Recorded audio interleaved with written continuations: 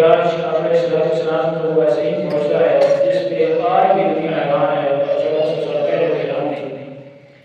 اور یہ ایسا عظیم شان واقعہ ہے جو انسانیت کی ترقی کی نئی راہیں اور نئے افق کھولتا ہے. تو ہم بلا کبھی واقعہ معراج کے جو واقعات ہیں ان کی طرف بڑھتے ہیں. واقعہ معراج بنیادی طور پہ 3 مراحل کے اندر رونما ہوا. پہلا سفر آپ علیہ السلام کا مسجد حرام سے مسجد اقصی تک ہے جس کا ذکر قرآن میں بھی فرمایا کہ مسجد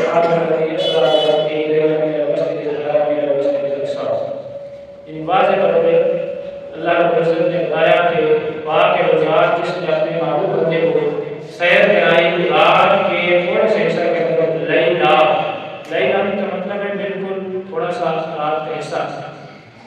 تو مسجد حرام سے مسجد اقصی تک ایک سفر یعنی اس سفر کا ایک مرحلہ اور پھر دوسرا مرحلہ جو ہے وہ حدیث جو کہ بخاری اور مسلم شریف کی مستند قریب کتب جو ہیں حدیث کی ان کے اندر موجود ہے. وہ سفر کا جو مرحلہ ہے وہ مسجد اقصی سے سدرۃ المنتہا تک ہے اور پھر تیسرا مرحلہ جو ہے سدرۃ المنتہا سے لا مقام کا سفر ہے جو مختصراً میں نے عرض کیا تھا پچھلا جمعہ مبارک کے اوپر. تو آج ہم تھوڑا تفصیل بیان کرتے ہیں. آقا علیہ السلام مسجد حرام کے اندر کعبہ شریف کے صحن کعبہ میں جو کعبہ کے ساتھ حتیم ہے وہاں پہ تشریف فرما دے آرام فرما رہے ہیں. مختلف بعض روایت اور بھی آ جاتی ہیں جس طرح حضرت ام ہانی رضی اللہ تعالیٰ عنہا کی جو آپ کی چچا زاد بہن ہیں ان کے گھر تشریف فرماتے ہیں. بہرحال یہ روایت کا تھوڑا سا اختلاف ہو سکتا ہے لیکن آقا علیہ السلام ایک حدیث میں اس طرح تھا کہ حتیم کے اندر تشریف فرماتے آرام فرما رہے تھے. تو جبریل امین آئے اور انہوں نے آقا علیہ السلام کو جگایا. آقا علیہ السلام چونکہ اللہ کے معبود بھی ہیں اور بشر بھی ہیں انسان کے اندر بشری خصوصیات بھی ہوتی ہیں. اس طرح انسان تھوڑا سا خواب کے اندر کوئی جگایا کہ بندہ دیکھتا ہے اور پھر کوئی چیز نظر نہ آئے تو پھر بندہ سو جاتا ہے. آقا علیہ السلام ایسی آواز آئی تو آنکھ کھلی اور پھر ادھر ادھر دیکھا اور پھر سو گئے. پھر دوسری مرتبہ جبریل امین نے آپ کو جگانے کی کوشش کی, آواز دی تو پھر اسی طرح آقا علیہ السلام تھوڑا سا بیدار ہوئے, ادھر ادھر دیکھا اور پھر سو گئے. تیسری مرتبہ جبریل امین نے عرض کی, آواز لگائی کہ اے اللہ کے محبوب, اللہ رب العزت آپ کی ملاقات چاہتا ہے. سبحان اللہ. آواز لگائی کہ اے پیارے حبیب, اللہ رب العزت آپ کی ملاقات چاہتا ہے, لہذا ملاقات کی تیاری کیجیے. تو آقا علیہ السلام اٹھ کے بیٹھ گئے اور اس وقت جو ایک عظیم آقا علیہ السلام اور معجزہ رونما واقعہ تھا کہ آقا علیہ السلام کے سینہ کو چاک کیا گیا. جو حدیث کی کتب میں موجود ہے واقعہ شق صدر, یعنی آقا علیہ السلام آج سے 1400 سال پہلے کی یہ بات ہے کہ مکہ کی سرزمین کے اوپر آپ کے ہارٹ کی اوپن سرجری ہو رہی ہے, جو کہ حدیث کی کتابوں کے اندر موجود ہے کہ آقا علیہ السلام کو واقعہ شق صدر بالکل مستند اور تمام علماء متفق ہیں کہ آپ کا واقعہ شق صدر رونما ہوا کہ آپ کے سینہ کو چاک کیا گیا, یعنی یہاں سے لے کے آپ کے پیٹ تک سینہ کو چاک کیا. حضرت جبریل امین سرجن ہے تو آپ کے دل کو باہر نکالا اور آپ کے دل مبارک کو آب زمزم سے دھویا اور تیار کیا جا رہا تھا کہ جس رب الجلال کی بارگاہ میں ملاقات کے لیے لے کے جایا جا رہا ہے. اگرچہ پہلے بھی آپ کا دل مبارک پاک ہے, مطہر ہے, صاف ہے, مصفا ہے, گناہوں سے پاک ہے, ہر قسم کی علائشوں اور گندگیوں سے پاک ہے, لیکن پھر جو ایک عظیم سفر کے لیے آقا علیہ السلام کو لے جایا جا رہا تھا اور رب الجلال کے نورانیت اور نوروں کے پردوں کے اندر سفر کرنا تھا. مزید آقا علیہ السلام کے دل کو دھویا جا رہا ہے. تو واقعہ شق صدر رونما ہوتا ہے. آپ خود فرماتے ہیں کہ مجھے میں بیدار تھا, میں دیکھ رہا تھا کہ میرے سینہ کو چاک کیا گیا اور دل مبارک کو باہر نکالا. سے دھویا نیز امین نے اور پھر اپنی جگہ پہ رکھ دیا اور پھر اوپر سے ایسا ٹانکے جس پر رکھتے ہیں نا تو پھر نشان رہ جاتے ہیں انسان جب آپریشن کرواتا ہے تو، لیکن وہ ایسی سردی تھی جس کا کوئی نشان نہیں تھا، آپ کے سینہ مبارک میں پھر جوڑ دیا اور کوئی نشان نہیں۔ تو نبی کریم علیہ السلام کو وہاں سے مسجد حرام سے مسجد اقصی تک لے جایا گیا اور سواری کون سی تھی؟ براق، جو اللہ رب العزت نے بھیجی تھی براق کی سواری، اور براق کی سواری کی جو شکل تھی وہ حدیث میں آتی ہے کہ گوشت دراز، جسے ہم یعنی میں اگر کے لیے گوشت دراز کا استعمال کر رہا ہوں، گدھا جسے کہتے ہیں، اس سے ذرا بڑا کرتا اور جو خچر ہے اس سے کام کرتا، ہاں وہ حلالی چیز اس طرح کا جانور نہیں تھا، جنتی جانور تھا، یعنی قد کی مثال دی جا رہی ہے کہ گوشت دراز سے ذرا بڑا اور جو خچر ہوتا ہے اس کے قد سے ذرا چھوٹا، اس طرح کی سواری ہے۔ اور اس کی رفتار کا یہاں بتایا گیا ہے کہ جہاں پہ اس کی نگاہ پڑتی تھی وہاں پہ اس کے اگلے قدم پڑتے تھے، تو اتنی تیز رفتار کو راہ سواری کے اوپر آپ کو اٹھایا گیا اور آپ مسجد حرام سے مسجد اقصی تک تشریف لے جاتے ہیں۔ راستے میں حدیث میں آتا ہے کہ آقا علیہ السلام نے دیکھا کہ موسیٰ علیہ السلام اپنی قبر کے اندر نماز پڑھ رہے ہیں۔ یہ مقام مصطفیٰ ہے کہ کتنی تیزی کے ساتھ سفر ہو رہا ہے، اور وہ سفر جس کی تیزی کا انسان اندازہ نہیں کر سکتا۔ کہ آپ دیکھیں کہ جب آپ صلی اللہ علیہ وسلم تشریف لے جاتے ہیں مسجد حرام سے مسجد اقصی، رفتار کا اندازہ خود لگا لیں، مسجد حرام سے مسجد اقصی تک جاتے ہیں، مسجد اقصی سے سدرۃ المنتہا تک عظیم سفر بھی کرتے ہیں، آسمانوں سے بھی اوپر جاتے ہیں، پھر سدرۃ المنتہا سے لامکان کا بھی سفر کرتے ہیں، رب الجلال کی بارگاہ میں بھی جاتے ہیں، اور پھر جنت دوزخ کی سیر بھی کرتے ہیں، مختلف مشاہدات بھی کرواتے ہیں۔ موسیٰ علیہ السلام کے ساتھ مکالمہ ہوتا ہے، نمازیں بھی معاف فرماتے ہیں، اللہ کی بارگاہ میں حاضر بھی ہوتے ہیں۔ لمبا چوڑا سفر ہے، لیکن وقت کتنا لگا کہ جب واپس تشریف لاتے ہیں تو اسی طرح کھلی گر رہی ہے اور بستر مبارک میں لگ رہا ہے۔ سبحان اللہ، موت کا اسے سے کاٹے گا، انسان سمجھنے سے قاصر ہوتا ہے، عقل آگے بڑھ جاتی ہے، انسان کو عقل سے یہاں پہ نہیں سوچنا چاہیے، عقل عیار ہے، سو پھیر بنا لیتی ہے، عشق کے ساتھ الحمدللہ ہے، ایسا ہے نا حکیم۔ ٹھیک ہے دل کے ساتھ کہے بات بان عقل، لیکن کبھی کبھی اسے تنہا بھی چھوڑے۔ اگر عشق کی بات آ جائے، معبود کے مقام کی بات آ جائے اور معبود کی شان کی بات آ جائے، مومن کا کام نہیں ہے کہ وہ تنقید کر سکے، نقص تلاش کر سکے، بلکہ مومن کا کام ہے کہ صدیق اکبر کی طرح بلا ہیرو ہجت بلا تردید سچے دل کے ساتھ ایمان لے کے آئے، کیونکہ مقام کیا ہے، مصطفیٰ کا جب مقام آ جاتا ہے تو پھر مومن کو متزلزل نہیں ہونا چاہیے کہ میرے معبود کی جب بات آ جاتی ہے اور پھر سیر کرانے والا رب الجلال خود ہو اور جس کو لے جایا جا رہا ہے وہ معبود رب الجلال ہو، تو پھر کسی شک و شبہ کی گنجائش نہیں رہ جائے۔ تو میں آج یہ کہہ رہا تھا کہ آپ کی نگاہ مصطفیٰ کی طاقت کو اندازہ کر لیں کہ اتنی تیزی کے ساتھ اتنا تیز رفتار کو آپ سفر نہیں کر رہا ہے، اور آپ کا علیہ السلام اوپر تشریف فرما ہے، اور آپ کتنا انسان تھوڑی سی تیز رفتاری میں اگر چلا جائے، جہاز پہ بھی اگر تھوڑا سا جہاز پہ کسی نے سفر کیا ہے تو ویسے اوپر جب اٹھتا ہے تو پھر تو بڑا مزہ آتا ہے، لیکن تھوڑا سا اگر وہ ایئر وہ ہوا کے اندر نا وہ اس طرح تھوڑا آ جاتا ہے، گیس پریشر کم ہو جاتا ہے تو جہاز اور نیچے چلا جاتا ہے۔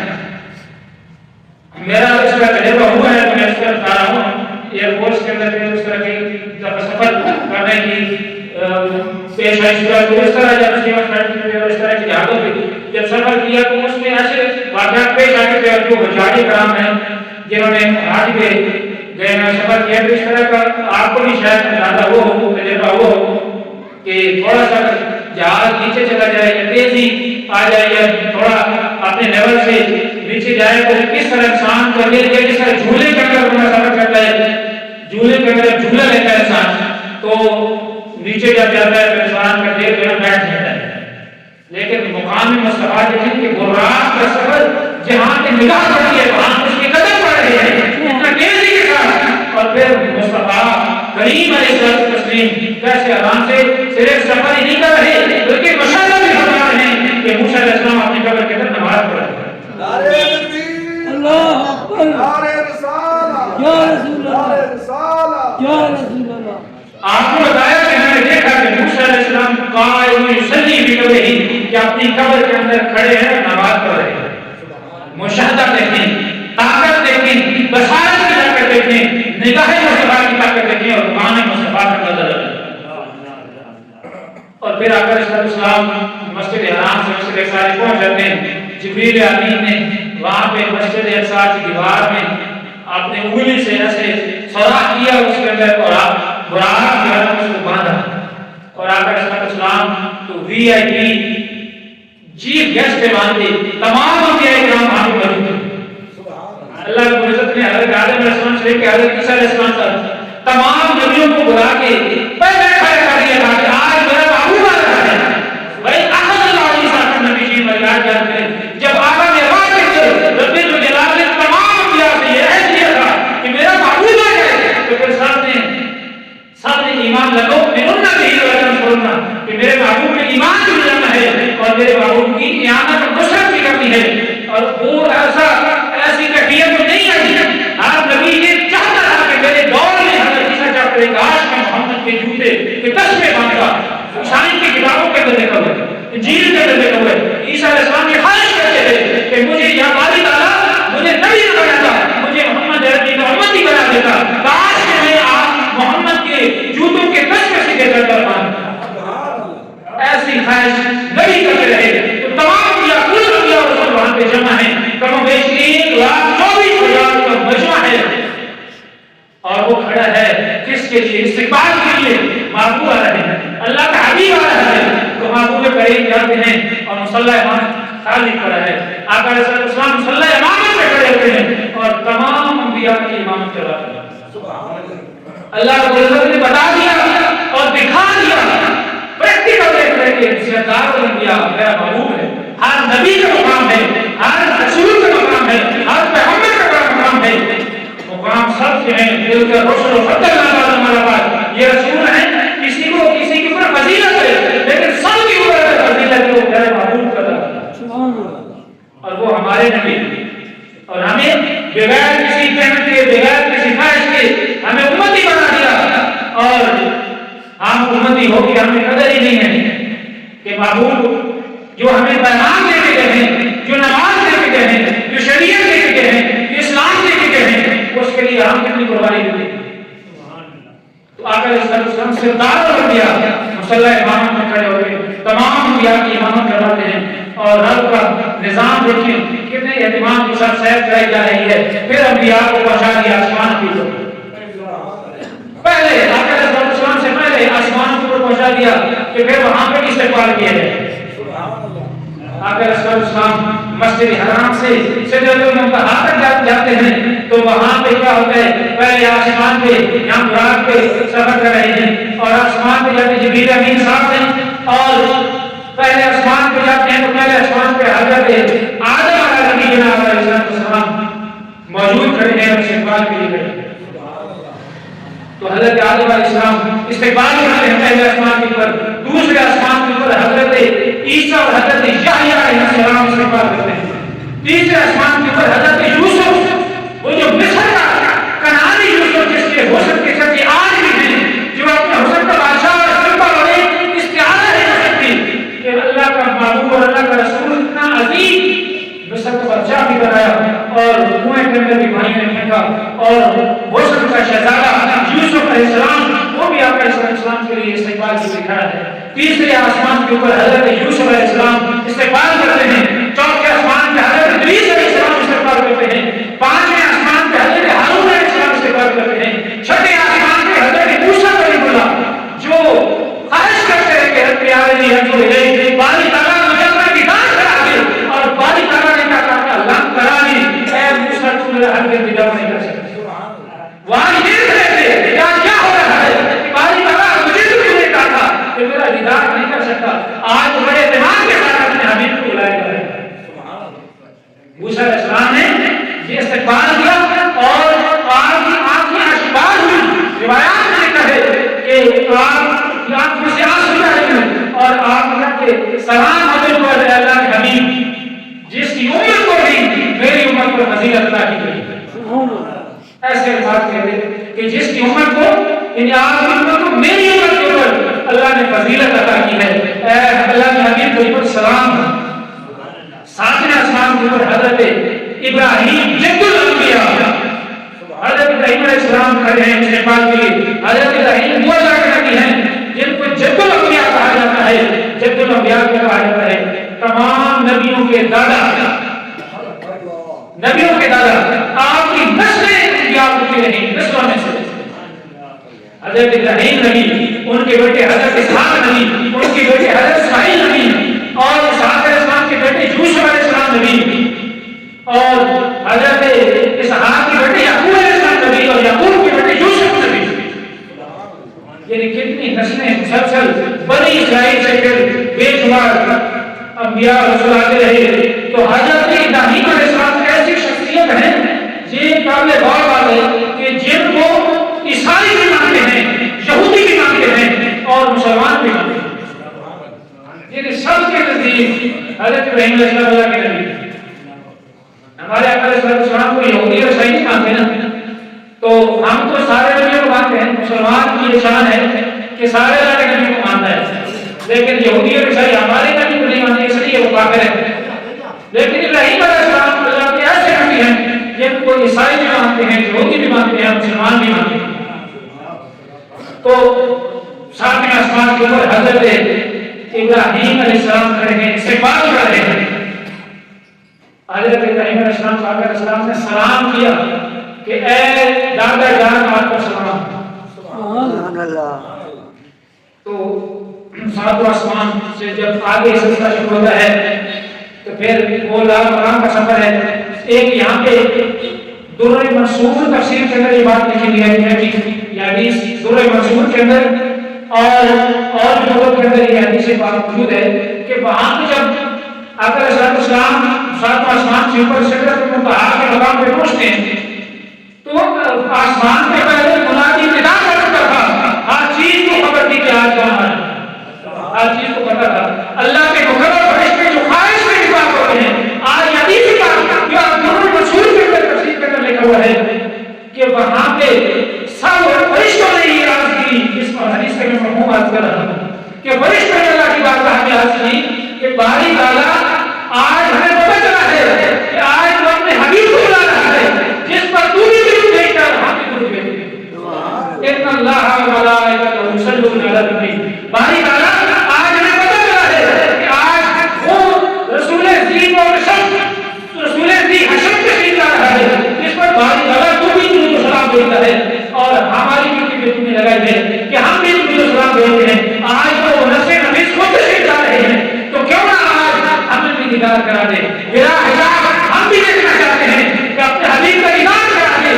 تو اللہ رب العزت نے فسٹ پہچان کیا، اللہ رب العزت نے اپنی دعا کو شرف قبولیت عطا فرمایا اور حکم دیا کہ میرے تمام فرشتوں اور سارے کام کی اپنی ڈیوٹی ہوتی ہے اللہ کے حضور، اللہ کی تعریف کے اندر، کوئی سجدے کے اندر ہے، کوئی قیام کے اندر ہے، کوئی رکوع کے اندر ہے، کوئی سجود کے اندر ہے. سب فرشتوں کو فرمایا کہ آج سارے اپنی ڈیوٹیوں کو چھوڑ کر میرے حبیب کے استقبال کے لیے، میرے معبود کی دیدار کے لیے آج سدرۃ المنتہا کے مقام پر جمع ہو جاؤ. آج سدرۃ المنتہا کے مقام پر جمع ہو جاؤ اور تمام فرشتے اور تمام سماعی مخلوق کو اللہ رب العزت نے اجازت دی. آج سارے کام چھوڑو، سدرۃ المنتہا کے مقام پر آ جاؤ اور باتیں اکٹھے ہو جاؤ. اور روایت میں آتا ہے کہ وہاں پہ تمام فرشتے جب جمع ہوتے ہیں، سدرۃ المنتہا کوئی چھوٹا سا درخت نہیں ہے، ساتواں آسمان کے اوپر اس کی تفصیلات پھیلی ہوئی ہیں، تمام کائنات کی باتیں وہاں پہ لکھی ہوئی ہیں. تو اس سدرۃ المنتہا کے اوپر تمام فرشتے جمع ہوتے ہیں اور فغشیہم، تو روایت کرتے ہیں کہ تمام فرشتوں نے سدرۃ المنتہا کے اوپر جب جمع ہوتے ہیں، ایک ایک گھنٹے کے اوپر جب فرشتہ آ گیا نورانی مخلوق تو دور سے وہ منور ہو گیا، دور سے ڈھانپ لیا سدرۃ المنتہا کو. تمام فرشتوں نے دور سے ڈھانپتے دور ہی دور نظر آتا. تو کیا مقام ہے کہ معبود کریم کی ایک صفت کرنے کے لیے سدرۃ المنتہا کے مقام پر تمام عالمین کے فرشتے جمع ہو جاتے ہیں. مقام دیکھ لیں اور پھر ایک جگہ سے ایک جگہ